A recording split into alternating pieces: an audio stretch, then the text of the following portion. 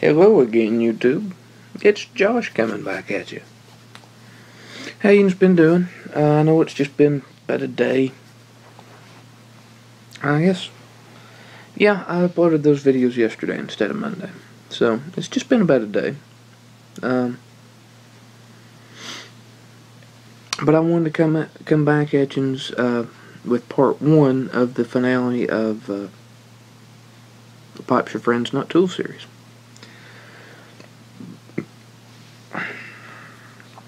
Part 1 will cover corn cobs. Part 2 will cover briars.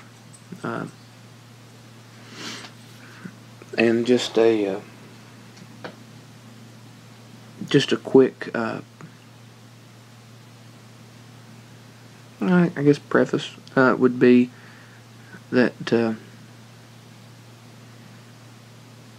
there are corn cobs here you're going to see that you're going to wonder why I didn't do a video on. There are briars in the next video that you're going to wonder why I didn't do a video on. And the answer for the cobs are, I didn't really have time. And I'm sorry. But they don't really have a huge story either. It would have been like a 3-minute video, and Lord knows, the world would end if I did a video under 5 minutes.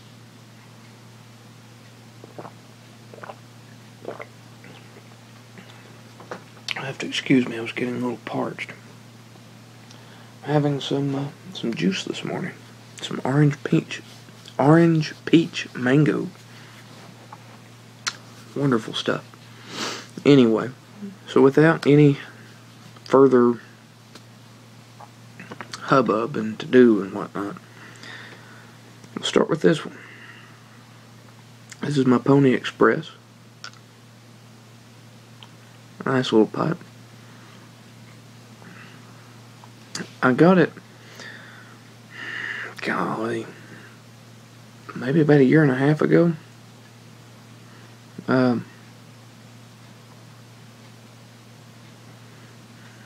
Maybe 2 years.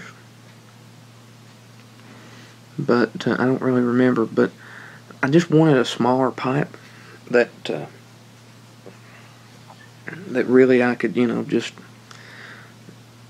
I thought to just try stuff in, but once I started smoking flakes in this, I realized this is a great flake pipe.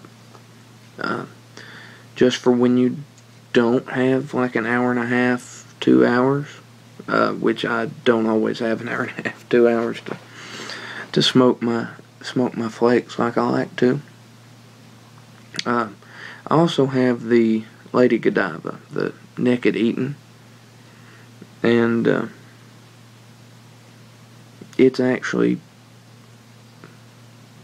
it's in my the box that my Hellberg Green came in, and this one was with it, but it's not because I smoked it the other day. But that one is, I bought both of them at the same time, and that one is, I like to try out aromatics I've not had in that pipe, just to kind of cut down on how goopy they might be, because corn cobs are great for not getting goopy, and just to actually get a better taste of the flavor and the tobacco itself. I know there's some people who are like, well, you need to get a little meerschaum to do it, because it'll do it better than a corn cob.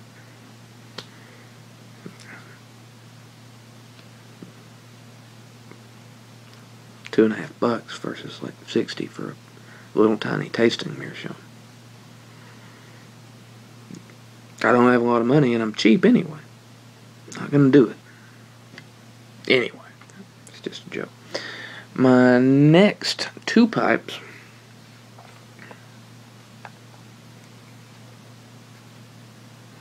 my Apple Diplomat and my Colonel, or 5th Avenue, whichever one you want to call it. Both have amber bits on them. One of them is newer than the other. Got them at the same time, just this one looks black from afar, this one looked black up close. My wife got me these. I believe it was around Easter last year, and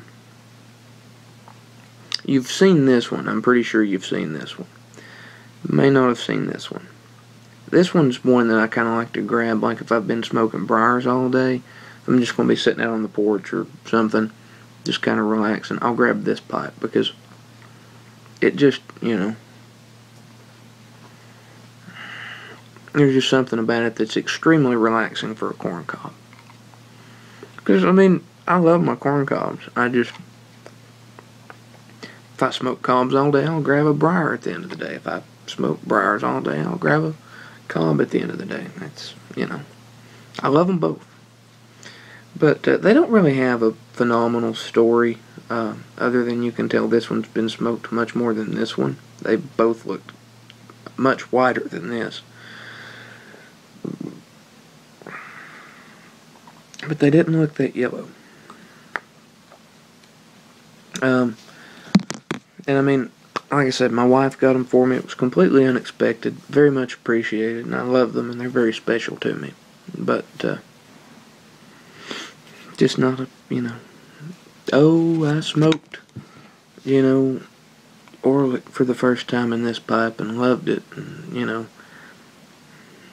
No, I mean, I smoked, McBaron's Old Dark Fired for the first time in this and did not love it. It wasn't until I smoked it in this that I really liked it. Of course, I don't love it. It's just pretty good. I'm not a big fan of burley tobaccos, whether they're dark fired or cured regularly. Anyway, moving on, we have a long stem and a wooden shank. And we've got a dwarf cobbet. And we have a shire cobbet. Now there's a problem with the shire cobbet, and you can see it right now. That stem doesn't fit it very well. There, that bit. The stem does not fit the bit very well. Which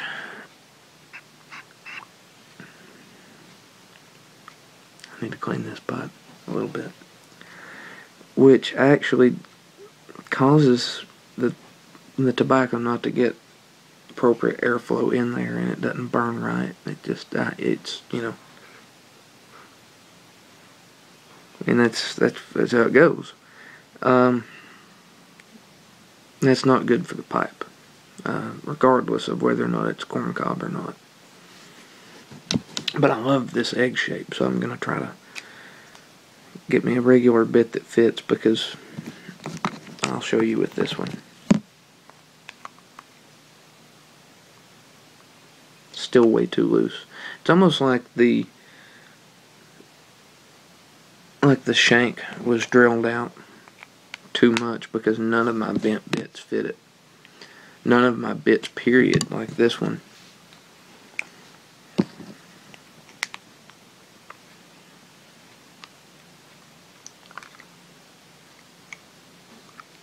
Doesn't fit it. But this was bought back when Missouri Meerschaum was only making kind of like their initial run of them, just to see if they would sell. It's almost like they turned out a bunch of them, didn't really, if something was majorly wrong, like something was majorly wrong and noticed, they tossed it, or it was, they were built as they were ordered.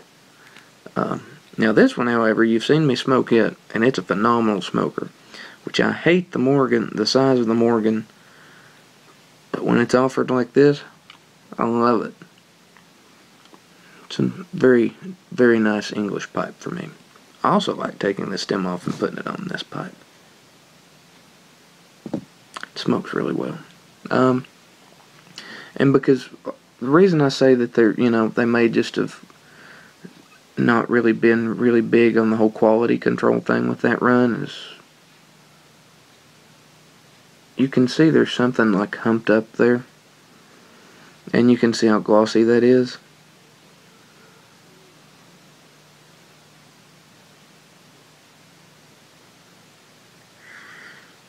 Yeah, there's just that excessive stain right here, and I mean, it doesn't affect how this pipe smokes at all. It's just, not what you come to expect from Missouri Meerschaum. And this is the only pipe that I have from Missouri Meerschaum that I've ever had a problem with. Now, did I get in touch with Missouri Meerschaum and let them know about this problem that I had? No, I did not, because I did not smoke this pipe right away, and I did not notice it until after I'd smoked it a couple times, because when I first smoked it, I'd managed to get it wedged in there somehow. It wasn't moving. I just thought that it was, I was smoking Samuel Gallus 4 Virginia Flake, and I thought, well, I probably just not let it dry out enough. And I smoked that 4 or 5 times like that, and then I switched to smoking something else. And I tried, I think it was just like some Stokkebye's Navy Flake or something, and no, that's the pipe.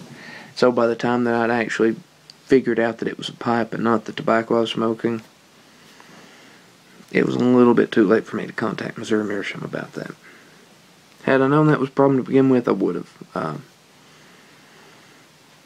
But if I can't find a stem to fit it, I would like to get another one, just to have one to smoke. But I'm not ever going to get rid of it.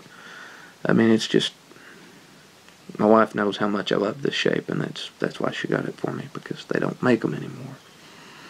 And neither me nor her would like to see me get rid of this one. But anyway, guys, this has gone on long enough.